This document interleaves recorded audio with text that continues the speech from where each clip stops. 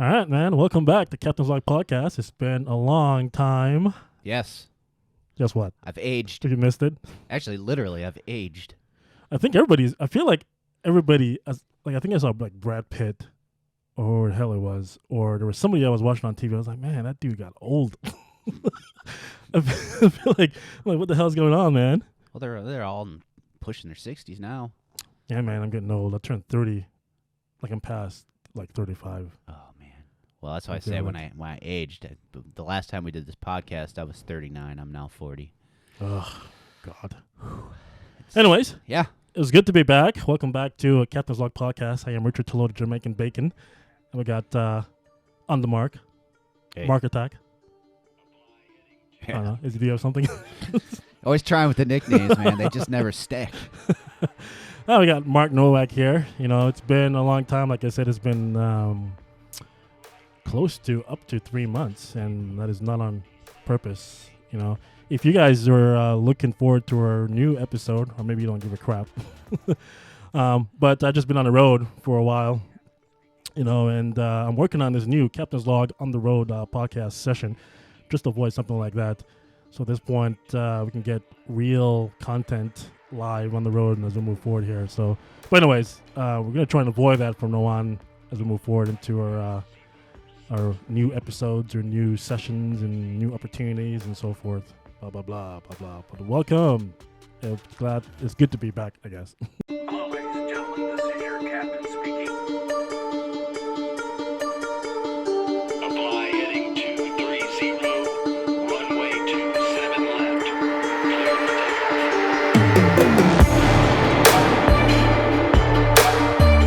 Turn right heading 060. Descend and maintain 5,000.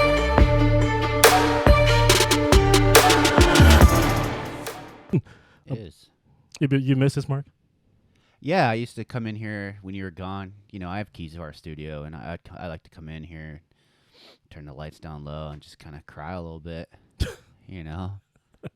Well, the weather has gotten. Like I said, I haven't been here in a long time, and when I say here, I'm talking about Arizona, Phoenix, Arizona, and I literally been around the world and back. I mean, I'll be honest, literally, like I look at the map, and I've been like across the world, and then opposite side of the world, and then like back and forth, like literally, it's crazy. Wow. Sometimes I look at the map and it's like, what in the hell? This is definitely not flat. You know, because I mean, if it was flat based on the place I've been, I probably would have fallen off the planet. Right. But who knows? I don't know. I'm not even gonna get into that. And maybe you have. Maybe I did. Maybe you really. I don't know. But I came back up to like I don't know how long it was, and I usually commute through the Phoenix airport or whatever. It's been that long. And with American, and I landed, and as I'm exiting the airport, like I realized like I have no idea where I'm going. Like it's been that long, and like everything's completely changed, everything's rearranged and all that stuff. I'm like, and I literally stopped and like, where am I? You know? Well, you fell off the edge of the earth, and now you're in a new world now. Phoenix is different. I feel like man, I got home, the airport's different. You know, I got home, my car started, I was really surprised.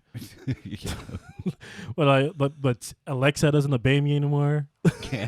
He doesn't do what It's like, who that? Yeah, dude, it really is. Like I was like, Alexa, can you play me like I usually when I go home I like to relax and can you play me like this blah blah blah album, and it's like unable to play. Well, I'm like, what?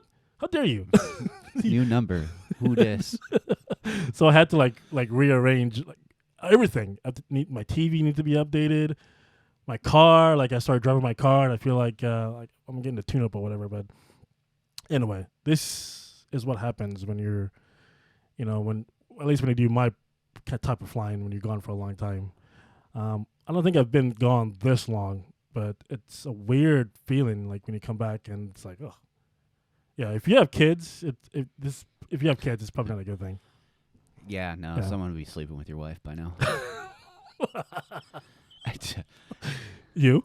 You're like, our old daddy's back. That's fun.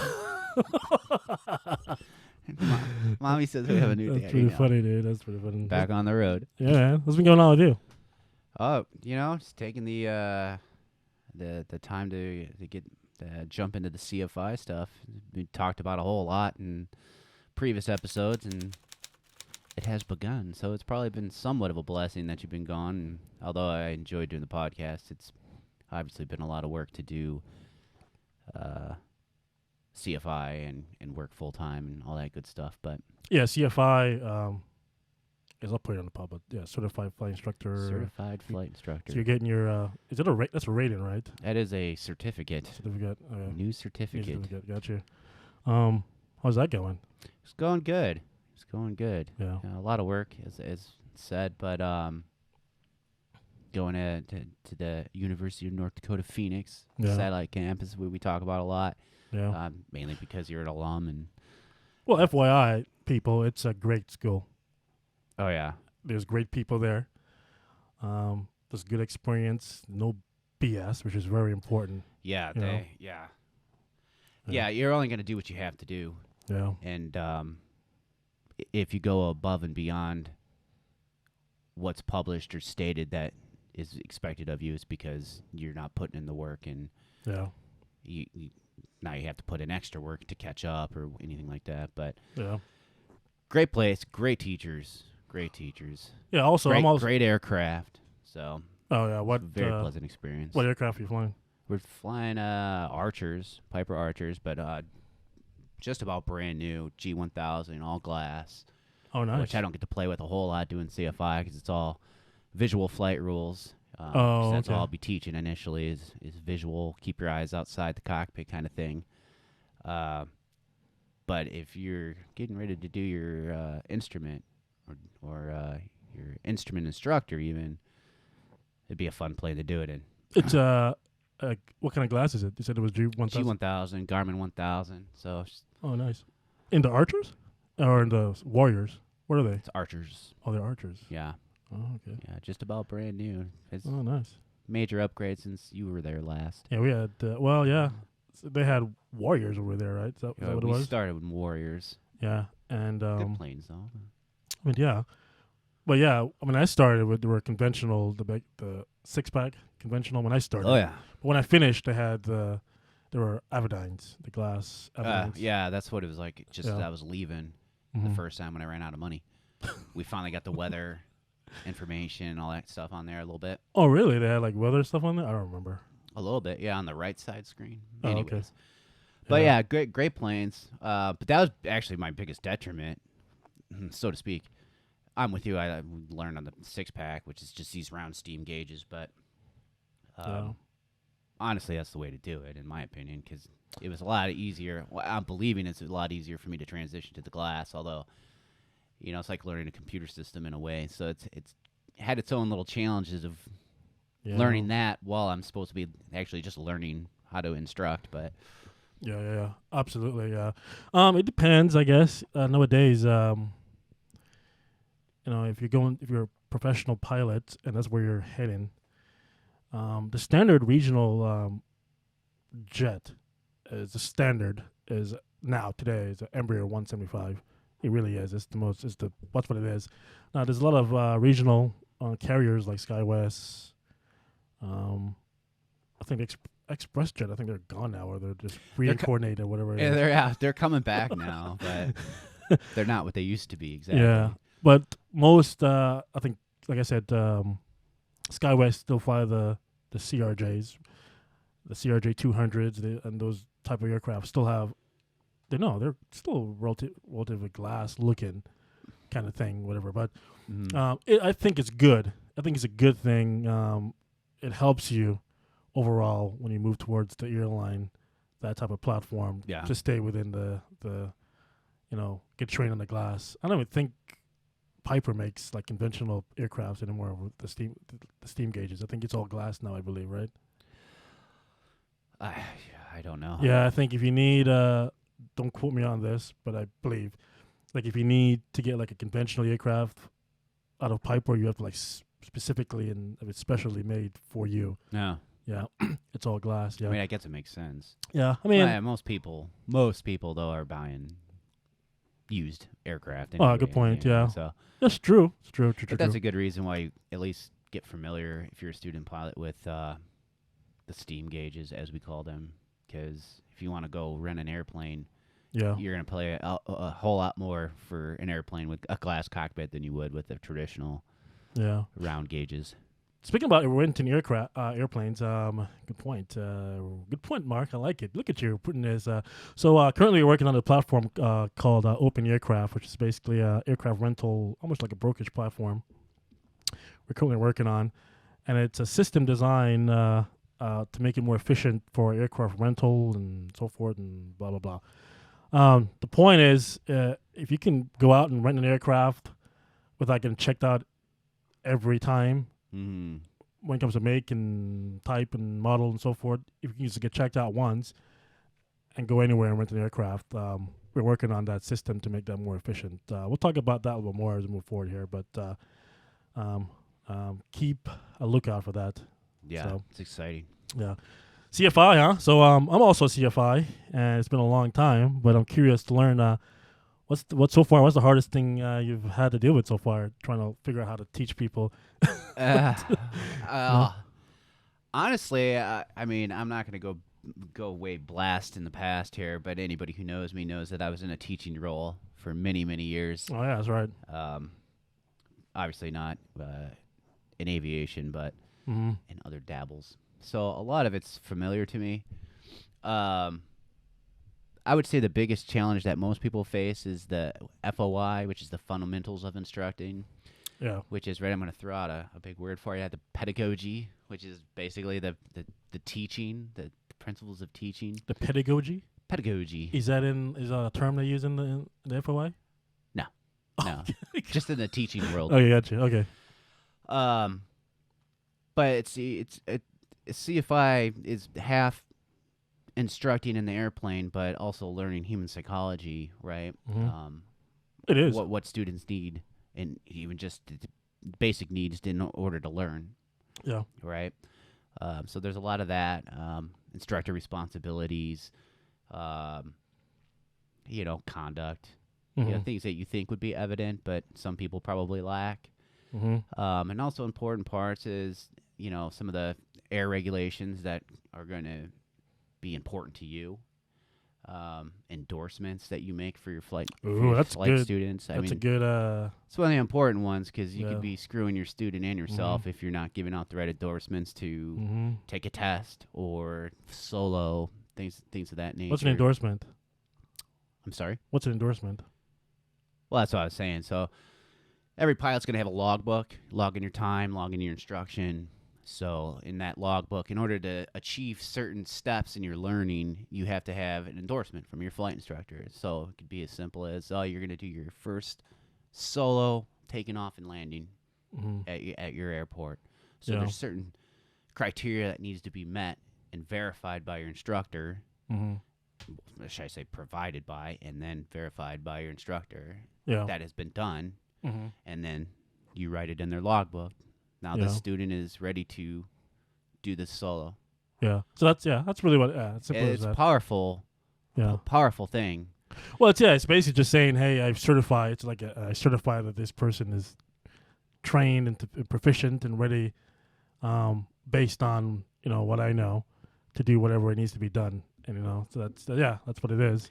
And it's you. You're putting your own. Exactly. You're putting your own. So if you say, hey, this kid can land, he or she can land this airplane, and like he or she goes up and don't land that airplane. Right.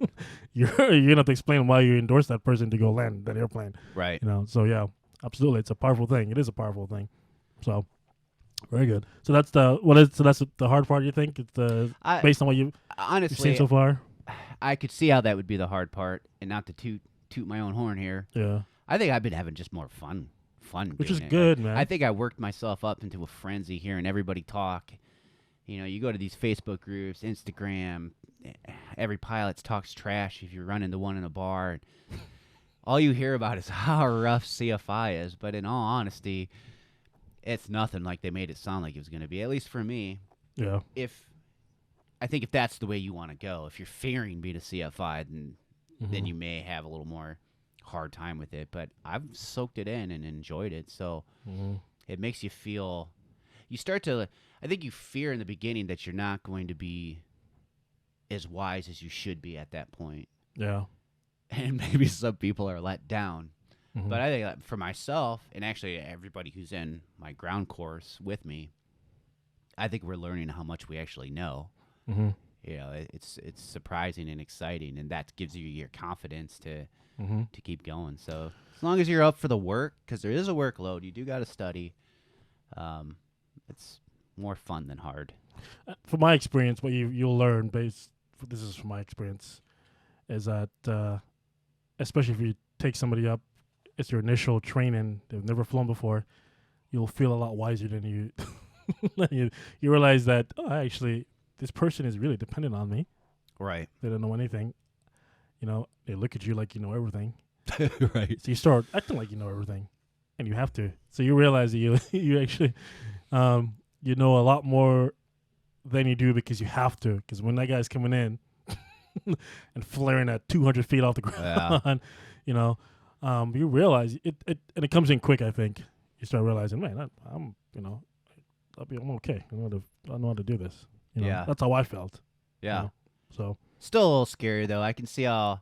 I was telling you the other day we did a simulator session where it was basically 12 to 14 landings from a final approach, where the instructor basically said, "I'm a student. I'm going to try to kill you today," and each one was a different something that they could do or might do that you're going to have to be ready to correct for. And the hard part is what they try to drill into you is if you're holding on to controls all the time and your student's confidence is just going to be busted, right? Yeah, The student can't knows, do they it. sees that. So you kind of just have to relax, but be ready to go Mhm. when it comes to save the day.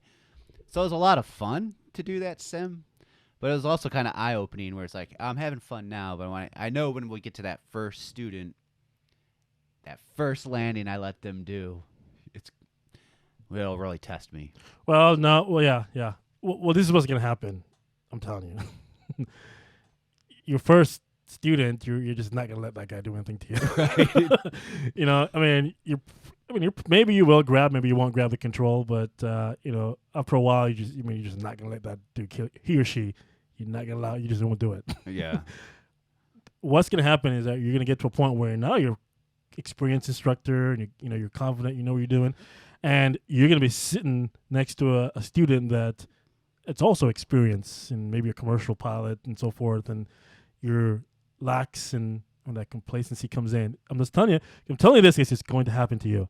So this is what happened to me. I'll tell you what happened to me. We were flying to it was Lake Havasu or whatever. I went to Lake Havasu. He was a commercial pilot, good student. I mean, that guy. I mean, he was so good that we were competing on soft landings, him and I. Who is a better soft lander or whatever, because he was that good. And for some reason, this guy, we're doing a cross country to Lake Havasu in Arizona here, and he was watching YouTube watching 747 doing cross landings. Yeah. You know, now you're thinking, okay, well, this guy knows how to land. It was an Archer, so you're not worried about, you're okay. He's fine. He's stable. He's coming on the approach. So for some reason, he's watching 747s doing whatever it was, a large aircraft doing crosswind landings, and decide, hey, I'm gonna go try this with the Archer, with me in there, Nice. and see how it works out. And that's what he did. He came in, Nice 45 degrees. yeah, man, try to land that thing crab and try to kick the rudder, almost, and I noticed it just in time to save our lives, because I didn't expect it, because he's an experienced student, Right. Then you're like, dude, what are you doing? And you gotta sit down and explain to this, very experienced student that you just realize you almost killed us. So anyways, you're probably not gonna, your first few, you're probably, you're not gonna allow these people to kill you. No. Yeah. But just be ready. Just be ready either way, Yeah, I'll probably. Yeah, it's funny though, and I don't know if you do this as well. I mean, when you've flown with me a few times in the right seat, no matter how experienced the pilot is on my left side, like whether I'm flying with you, no offense, or Steve, who's got many more hours than I do, a buddy of mine, I'm always kind of in landing. I'm always kind of in that hands on my knees kind of mode. Not that I would do anything. I would never grab the controls from you or him. Mm-hmm. But it's just this like natural, like, just in case. Yeah. It's that thing of not being in control. Well, hard to give up. even when I did, when you get to the regionals, by the way, you will be doing. When I was at Envoy, I did lots of visual approaches. It was very standard to do visual approaches into O'Hare and DFW. It's just if it's a clear day, they're giving you the visual. Did you see the airport? No. Looking for it. Right. And then I remember when I first did a visual because Dallas they have the runway 17 left, 17 right. 17 center. Then you have 18 left, 18 right. So there's 4 runways, and I wasn't using the 4 runways. So you're trying to figure out which one's 17 right and one. When I first started. But anyways, I had to do a visual a couple days ago, or like a week ago, whatever, into this airport we went into, the 767, the Boeing 767, whatever. And this is my second visual in the same airport for some reason. I don't know why. But they gave us a runway that didn't have any instrument procedures on there. Wow. So we had to build. The 76 allows you to build like a visual approach. The sky was clear. The winds were facing that runway, whatever. So you can build that, like a visual approach. It gives you like a path. You can nav it down or whatever. You can keep the autopilot on, based on what I'm saying, on that visual or whatever. Interesting. So I built it, and everything was good. And I looked up, and I realized that what we built had the runway off towards like the left. And I was like, it's like great. So I was like, I'm just gonna click it off and hand fly it because the runway's off towards the left. So I clicked it off. I was hand flying it, and unfortunately, sometimes when you build those approaches, it brings you in low, and I couldn't see the Vassies and the Pappies or whatever. Not until I get like really close. They were there. I didn't even know they were there. I thought it was just there's nothing there. Anyways, but we're coming in, and this is an experienced captain I was flying with, and like I still can't really. I don't do visuals a lot in the 7.6, so I still can't really tell if I'm like. I don't want to say this. I probably want to say that. I'm going to rephrase that. It's at times it's still a little bit unfamiliar, like from just on a visual, with no indication, whether I'm high or low or whatever. In the 7.6, you just don't do it that often. Right. Well, and I'm sure like the runway too. I mean, it always depends on how long is the runway, how wide is the runway. All that stuff. Any little bit of change there can really screw up your perception. Yeah, but you're talking about you having your hands on your knees or whatever. I was flying, and I can tell the captain over there, and I'm known to be a good pilot throughout my company. Like it's I'll say that. If you don't like it, people at my company, you can kiss my Jamaican bacon. Wow. But I was coming in, everything was stable, and everything, and everything looked good, and I can see him. I can see his hand like coming up, or whatever, and slowly enough, I realized there was a Vassie on the left-hand side, and we were low, like all 4 reds, dude. I'm like, oh crap, there's a Vassie. Red equals dead. And he's like, yeah, and you're low. So I can. It's the same thing. I could tell, even at that level, I can feel the energy of as a captain, and he's experienced, and I'm experienced. I can, as a your student will feel that energy of you being uncomfortable. You can't hide it, so you have to relax and let them feel like, what they're doing is, they feel like they're actually doing the right thing, because they'll know, and they'll start wondering, what am I doing wrong here? So right. Just bringing that out there, but I can sense it over there that he was just, something was going on. I couldn't tell what it was. I only had one stone cold when I first started instrument. This guy, I don't know if it was just because he instructed for so long or what, but he was stone cold. I had a bad habit of flaring too high and then just dropping like 6-7 feet off the ground.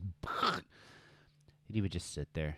He wouldn't even, he knew it was going to happen. Mm-hmm. He just sat there Yep. and let me do it. Yeah. But I think with that experience, you start to trust. Like, you can see even not a bad situation, but an undesired situation as an instructor, and know your plane can take it.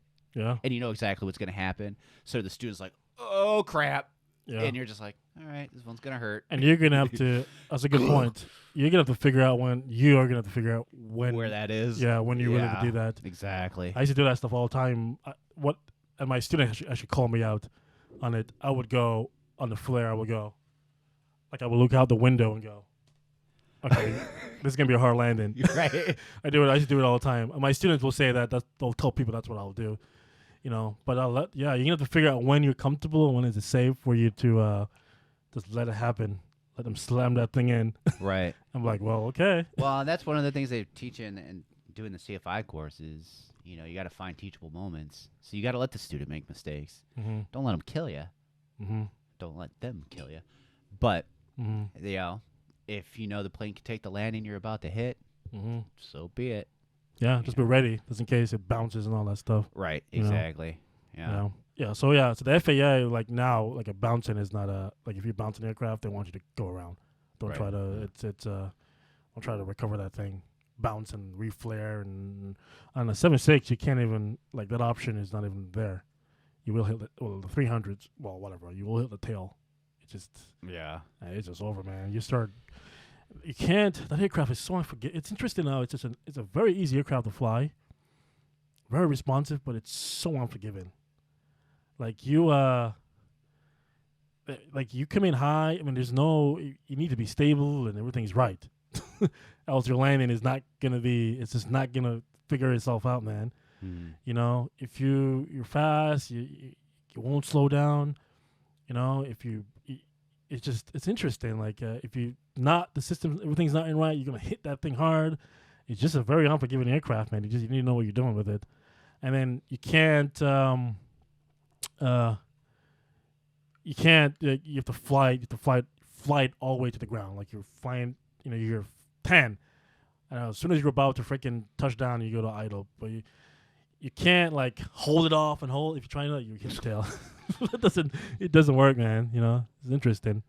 So those are the things, as you like flaring is not something that you're getting taught that you want to level flare. You get to a point with these aircraft, these transport type aircraft, is that it's not even about flaring. It's about, just basically getting the right descent rate by just slowly holding off for a second and let it land. Mm-hmm.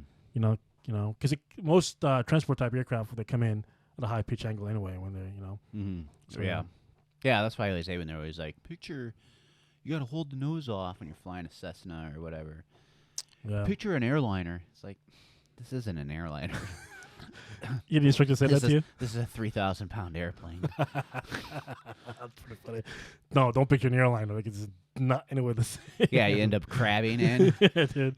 Yeah, exactly. Yeah. It's such a different type of flying. It really is. It's like 180.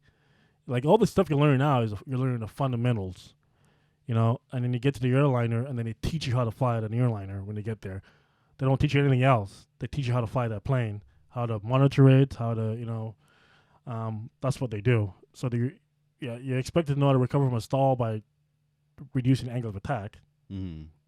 But even then, on an airliner, there's different processes and different ways that come into play that you have to, need to worry about G's and all that, all this stuff that is just different.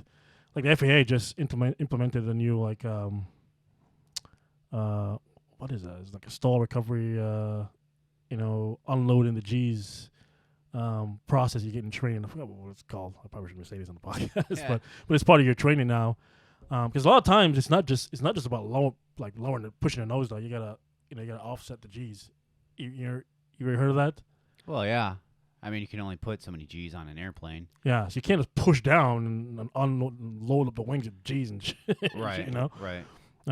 So, anyways, yeah, let's be ready for that kind of stuff. But I think you'd be a good instructor. So, overall, Yeah, we'll see what happens.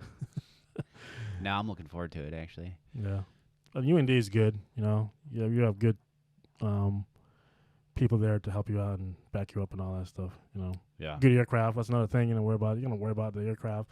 That'll make your job a lot easier if the aircraft is maintained. Yeah, no kidding. You're not flying some shit. But I mean, you're gonna get that at every school, though. I mean, there's still times where planes are down. Yeah. It just happens. Yeah. Instructors leave. That happens. Doesn't matter where you are. Yeah. But yeah, I've always had a good experience there. But looking forward to looking forward to teaching. Yeah, guys, if you're listening to this podcast and which you probably are because I'm saying this and you hear me. It's a good sign. University of North Dakota, the Phoenix campus. That's where I went when I got all my ratings and certificate all the way up to my initial CFI. It's a great school. Check it out. It's at the Phoenix Mesa Gateway Airport. Great people. It's good. Just good stuff. So, yeah. What do you do for Thanksgiving? Thanksgiving's coming up. This is our Thanksgiving return. Yeah. I'd never been a huge Thanksgiving fan. Not since I was little. But You never been a Thanksgiving fan? You never been a Thanksgiving fan? Really? no. You just don't like turkey or what? I could Ham? Get, You know the ham? You know the ham I eater? like ham, but You more know the than I bacon like eater? turkey. Is that No, ever since I enjoyed it when I was a kid because the family would get together. But then, as family started to, get into that. as you get older, you have less family, I Mhm. guess, so to speak. Yeah. And then when I moved to Arizona, that didn't help either because now I have zero family here, and I'm Mhm. not one to travel for Thanksgiving. I'd rather save that time and effort for Christmas. Oh, so you're not traveling this time around? Not for Thanksgiving. Christmas, No, so- I'd never okay. travel. Typically, I'll find a friend to mooch off of.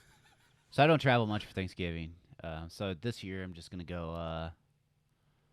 I got some friends, family friends, so to speak. We're gonna go to Morton's Steakhouse. They're doing like a Thanksgiving dinner there. So Oh, okay. yeah, go there, have some dinner, some drinks. Yeah. It'll be nice. Well, how you about know. you? What are you doing? Well, usually in this profession, Christmas You're and usually flying, yeah. But Christmas and Thanksgiving does not exist as a pilot. FYI, people. yeah, that's another reason why I'm just getting used to it now.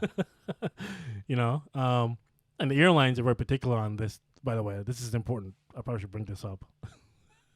So obviously, the airline is unionized. We all know this. The senior guys get the Thanksgiving time off Mm. and holidays off and whatever the hell they want off. They get paid more. They get time off. While the new guys work and get paid less. You don't get paid more? I thought you got paid more for working holidays. Not in the airlines. Oh, really? Hell no. Oh. Yeah, there's no holiday pay in the airlines. You bid for your schedule. It's all unionized. You bid. That's your bid. The days you get paid. The days you work. It doesn't matter if they're holidays. It's all based. That's the only thing about something being unionized is that you kind of lose all your rights. Really, because you're just part of the. There's no. You're just part of the group. You're part of the union. You're part of the union of people, and it's all first come first serve. That's what a union is all about. Right? If you've been here longer, you get whatever you're supposed to get because you've been here the longest. Mm. It's as simple as that. That's how a union works. Which benefits you in the long run, and also benefits you in the short run too, depending on what it is. But yeah, so you don't get paid holiday pay because that's your bid. That's what you got. Right. So it's you work holidays, and if you try to call in sick, so there's a few times when there's punitive action that the union probably won't protect you. If you're trying to call in sick around Christmas or Thanksgiving, All right. not gonna work, buddy. Get your ass to work. Yeah. So unless you were sick and you can prove you're sick, Yeah. which I is had very COVID. which is very convenient. Sorry. I had COVID. Speaking about that, COVID, and the vaccine. Yeah. What's going on with that? Are you you're not probably not vaccinated. Are you gonna get vaccinated? I'm just curious. It's not for me to discuss on air. Oh, okay. I mean, that's good. I'm vaccinated. I'll say it. Yeah. It's an interesting topic. I think and it's a good one to talk about, especially in this field. Especially if you're a pilot, there's a lot of stuff going on right now. Yeah. I don't know much about when it comes to the virus and if it's really the vaccine is effective, and I don't know anything about that. So I'm not gonna pretend. Yeah. I'm not gonna tell you to get the vaccine. I don't think the government should be telling you to get the vaccine, but whatever. Right. But I will say this: if you plan to stay in the United States and you never travel, you don't have a passport, you're probably good. For now. You're probably good. Yeah, well, yeah. Well, I mean, you think the government's gonna try and force you to take it? They already are trying to force us to take it, but as of now, they haven't been able to. So. Like what? Like how? Well, when they try to mandate companies with 100 employees or more, Oh yeah. I would say that's a pretty good start. Mm-hmm. Luckily, Yeah. that's been stopped, and I'm with you. I'm not saying I'm pro or against it Yeah. whatsoever. Yeah. But I'm definitely against Mm-hmm. mandating things. You know, we're Absolutely. Americans. We have freedoms. Yeah. But yeah, when you leave the country, that's my country. Mm-hmm. I can't speak for other countries. There you go. That's really the point I'm trying to make. Exactly. So if you're in the U.S. and that's just my opinion, by the way, guys. I don't know. Yeah, right. I don't know anything. Don't listen to me. Right. You know, I just want to put that out there. FYI. But this is just based on what I'm seeing from traveling around the world. If you're in the U.S., yeah, like I said, I don't know what the government's going to do or whatnot and what they can do. I don't know. But if you're not vaccinated and the job you do doesn't, whatever, you're probably fine. But if you're a traveler, you want to go to France and Germany and Japan and any of these countries, there's a really good chance they're not going to let you in unvaccinated. Germany doesn't even let you in. Like, you can't even, whether you have a negative COVID test, you've just taken a COVID test and you're negative, they don't give a crap. Mm-hmm. They want you want a fully vaccinated card. Right.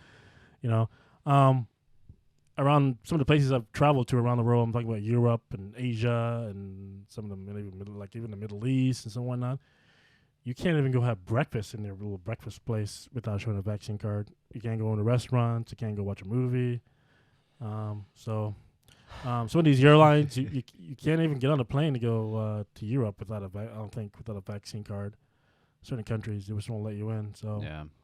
I just don't know I don't know how it's gonna work and what for me, I mean, I took it because I want to travel. Yeah. You know? And my doctor told me to take it, and that's really it. You know, I'm not a doctor. Those are two good reasons. I mean, it's as simple as that. Yeah. You know, so. Yeah, I mean, hey, it is what it is. You have to do a lot of things to abide by other countries' rules if you want to get in. If you want to get in, yeah. So you do it, or Yeah. you don't go. Yeah. So. Yeah, I think we've just about covered that. Really, Yeah. I without was going looking too at deep into opinion. Yeah, man. Cut Cool. that little part out, but So you were talking about. I think there was an interesting story you're telling me about, which I wanted to bring it up because I thought it's good, it's important. it's important. Yeah, it really is because I currently work for a Part 121 operator that I have the privilege to be home based, and there's two types of home basing when it comes to this industry. If you want to know what a Part 121 is, you can look it up. You can Google We've it. discussed it before. I think we have, yeah. Part 135. It's basically commercial airlines. Yes. So I have the luxury of being home based. So like I said, there's two types of home basing. You know, so generally when you get to the airlines, they have bases. That's how they operate. Domiciles. Exactly, right? So if you for example, when you get a job with American Airlines, if you live in Phoenix, but when you get the job, you're based in Dallas, you got to find a way to get to Dallas when you need to start work. Anyways, so like I said, there's two types of home basing. One is that, for example, you get the job with American Airlines and you happen to be based in Phoenix if you lived in Phoenix. So you happen to have the base that you live in. That's one. Another is where a company does not have bases. So you basically live where you live and they fly you out to wherever you need to be. They fly you out to the plane, they fly you out to wherever you need to sit, whatever. They take care of all that stuff. But if you work for a regular conventional airline, generally, if you don't live where you're based, you need to find a way to get to work or to get to your base. Right. Which is, I hope they talk about this stuff in your CFI or your flight training when you were a pilot, which they never did to me. But I think you were saying that you had this experience. You were watching a few guys when they were trying to get to work and whatnot. And what you Yeah. were saying? I did that for 4 years. So Yeah. No, that's what explain made to me. them. That's Yeah. what made me think about it. So you were with Envoy, Yeah. and you lived here in Phoenix, Mm-hmm. and you were based and Dallas. Mm-hmm. And one of the main things you and everybody else always says is you see it a lot online too. If you want a quality in life in the regional airlines, you live in base. Yeah. That's it. Even if your base sucks, live there. Mm-hmm. Otherwise, it sucks. So I was flying to Shreveport, Louisiana, and from here in Phoenix, I mean, I feel like from what I could see, everything that goes into Shreveport goes out of Dallas. Yeah. So you got to get to Dallas. Dallas and Shreveport is known for high winds, right? Texas, man, those flat lands, no trees. It's just so I was supposed to leave on a Thursday afternoon. Got some Admiral's passes on American. Thank you, American. So I got to enjoy that. But just enough time to get on the plane and get to a ground stop where we pushed from the gate and they stopped us. Dallas is closed, so we're going to wait here for a few moments and see if they open it back up and we'll be on our way. Yeah. And I'm like, yeah, right, we're screwed. So I have the ForeFlight and stuff on my phone, so I'm looking at the weather in Dallas according to the airport. It's gusting 50 knots. And like you said, they have 3 runways, or at the time 2, because one was closed, at least from what I heard. It was a direct cross one. So I was like, yeah, well, this is not going to happen. So at the same time, they started to return us back to the gate, and then my Shreveport flight got canceled. So from Dallas to Shreveport. So in a screen, I got off the plane at that point. They're like, oh, ladies and gentlemen, we strongly recommend you stay on the plane. But I was like, I ain't going to spend the night in Dallas. I don't know if anybody's been to Dallas. It's not a great airport. Not one you definitely want to spend the night in. So I was like, well, I'm home here in Phoenix. I'm going home. Yeah. But before I did, I went and talked to the gate agents and the front desk people. And by the way, don't be rude to them. If you're nice to the gate agents, if you're nice to the customer service agents, they will probably be kind to you. Mm-hmm. So I got some good advice and ended up getting rebooked for Saturday. I was supposed to leave Thursday. So that's already half my trip gone. And they're like, well, we can get you on standby for the Friday morning flight at like 5 a.m. So I was boarding at like 5 a.m. And I'm like, yeah, do that. You know, there's always 2-3 people probably that ain't showing up for that flight that early. You got to be at the airport at 3:30 in the morning if you're parking.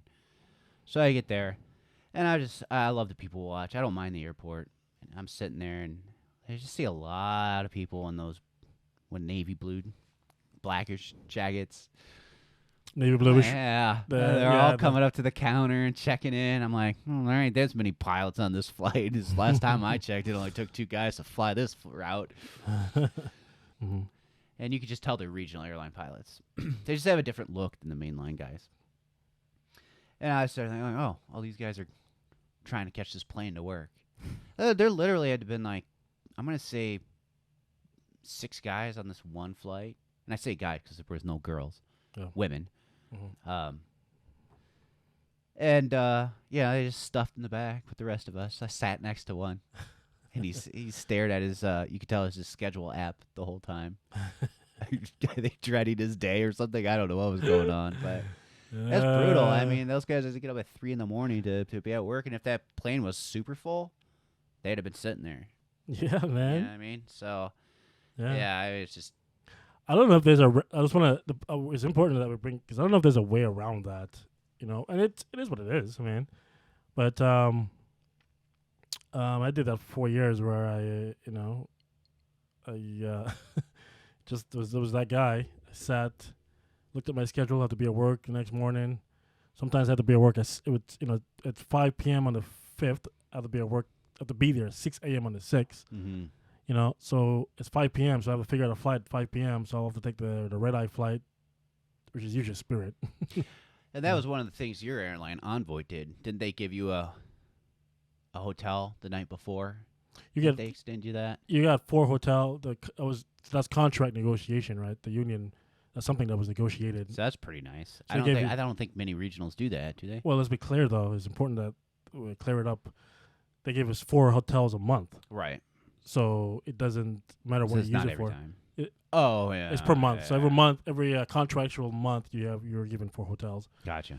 So if you have which at times you remember you have. Usually, you're at that particular platform, we can say Envoy, it was like 5 on, 3 off, 4 on, 3 off, So you worked, I think you had 11 days off out of the month, usually. Generally, that was the schedule. So which means you had, was that 19, around 20 days, 19 days. And you had 4 hotels. And if you're on reserve, you're sitting reserve for 5, 6, 10 days. And you run out of hotels, which is, it's, in a sense, is that really the company's fault? I mean, you can say that, but is it really though? No. Whatever it is, but you have to figure that out, So yeah, and at that time, Envoy was doing that. I think that's a standard now because for them to compete, I think everybody has. I'm not sure who was giving hotels, but yeah, that definitely was an improvement, Right. So. I'd still rather just live. I would take those words to heart. Yeah. So. Yeah, that's funny. Cool, man. Well, it was good. Yeah. Dipped a toe back in the podcasting lake here. The podcasting lake, yes. I'm dipping a lot of things in the lake, if you can tell. I feel like I'm swimming right now. Yeah. But we're expecting some good session, some good episodes in the near to long-term future. We're shooting to have a 3 months period from this point on, so expect to learn, to live, to eat, to taste, as we move forward here with Captain's Log Podcast. Check out our also Captain's Log, our platform, Captain's Log's Dining, Captain's Log Next Big K, Captain's Log Short Stories, and Captain's Log World Explorer, which is all, in a sense, intertwined with the podcast. So fun stuff. Check us out, Facebook, YouTube, Instagram. Yes. And don't just check it out. Subscribe. Mark. Subscribe. He's taking this very personally. That's funny. That's good. A lot of Absolutely. listeners. We Yeah. need subscribers. Yeah. Help us wet our beaks. Good stuff, man. All right. We should have, in the next coming weeks, we'll have some good people coming on. Check out our previous podcast. Yeah, absolutely. That had, Andrew Arrington, the tanker pilot. Great stuff there. We had Cameron Schmidt. He's a Part 135 corporate pilot. Great stuff there as well. Yeah, I re-listened to that episode the other day, actually. Yeah. Good insight. Yep. Oh, man. Yep. Also had on, Parrish Witkin. He's a Part 121 777. I think he's actually upgraded now. He can be a 777 captain now, which is all talking about that. But he has some good content on the industry and so forth and whatnot, so check that out. Hit us up if you want. You can hit us up on YouTube or Instagram account. You can hit us up on Mark's. I'll give you Mark's phone number. What's your phone number again? 555. On the Mark. Is that what it is? Yeah. 1-800. 1-800 Jamaican Bacon. But we're gonna have a TPE coming in. I think I promised that before. We're gonna have some guy from ATC, the Phoenix ATC, coming in. We have some guy from Alaska coming in. So stay tuned to our show. Yes. Subscribe.